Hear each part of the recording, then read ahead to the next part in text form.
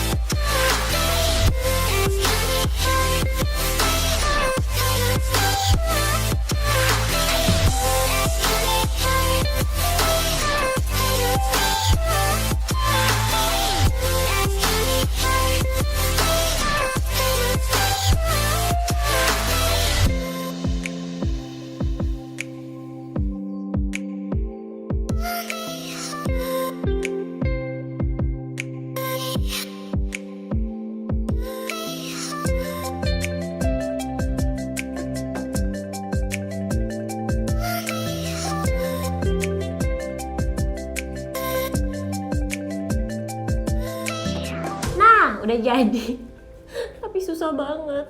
Gak apa-apa, yang penting hasilnya memuaskan. Nah, kalian bisa lihat kan semua yang udah kita buat ini ternyata barangnya tuh murah-murah. Jadi kalian juga bisa coba di rumah.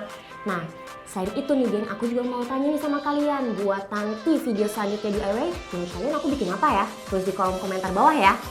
Bye-bye!